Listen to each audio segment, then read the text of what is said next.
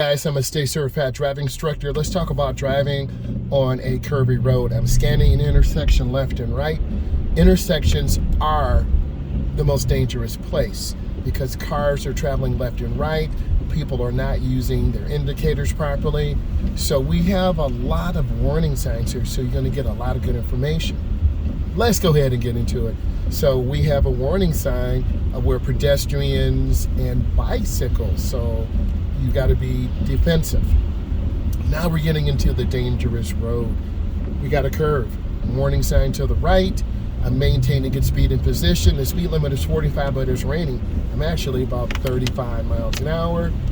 I'm looking ahead at the tracks in the water, and I'm going around nice and smooth. This is a really tight turn. If you did what that car did, you would get a deduction in points. Now we have some warning signs. These are chevron alignment signs. The road goes really tight to the left. I'm squeezing my brakes so centrifugal force does not roll the car out to the right. Then I'm going in really easy. And you see the chevron alignment signs telling us the curve road goes all the way to the right. And I'm squeezing my brakes. I do not want to overturn because I'll spin the car out and we'll go into the ditch. Going in nice and smooth. Another warning sign, this junction is a very dangerous junction, very difficult to maneuver. I'm looking ahead at that car, trying to look around the curve because it's a blind curve, and then I'm accelerating out.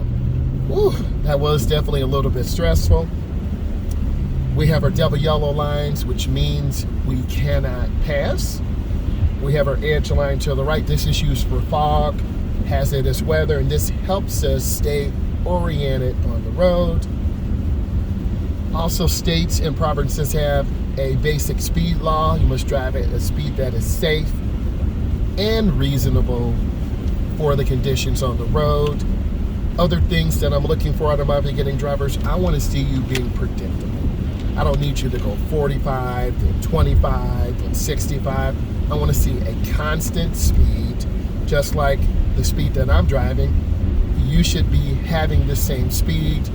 You should be looking ahead, being patient, taking time, predicting people coming out of these private driveways.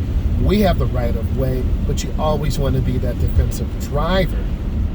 And there's a lot of mist coming up, of rain, so this makes the whole situation that much more challenging.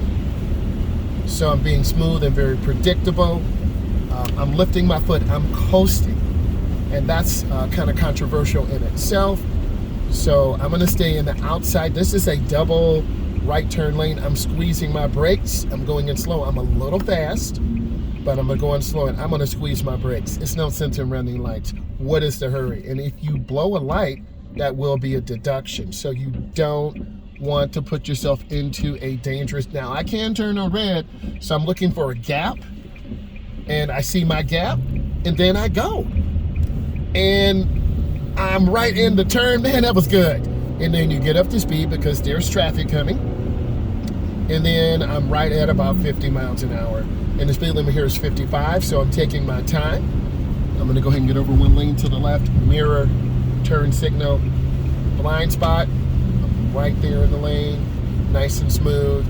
And you can see all the water. This tells us there's hydroplaning, where the water's kicking up, the tread of the tires is overwhelmed. So you're going to lose traction. So I'm nice and smooth, taking my time. I can't believe the volume of traffic going in the other direction.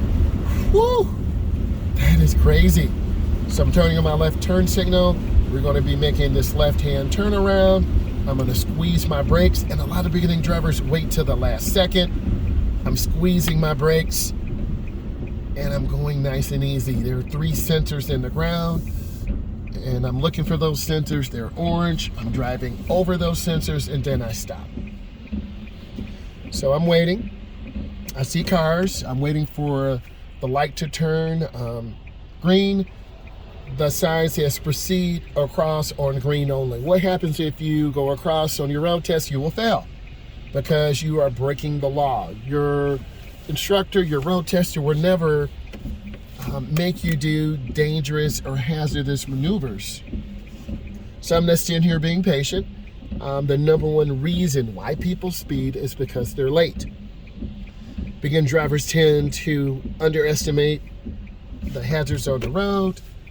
They brake too hard or too late, which makes them slide. The timing is off. You haven't learned proper timing, and you're going to see people block the intersection. And I'm just sitting here waiting because I know I'm going to follow the rules, and it feels good to follow the rules. And you're going to see people block the intersection like this truck.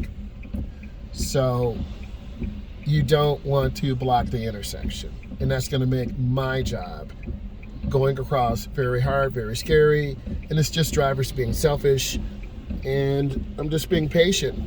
And that's the biggest thing at these type of traffic controlled lights, because if I just go out, I'll be breaking the law. So I'm waiting, I'm looking at the light, I'm sitting here, our light's still red, the cross traffic light is green, I'm waiting for it to turn yellow on the cycle.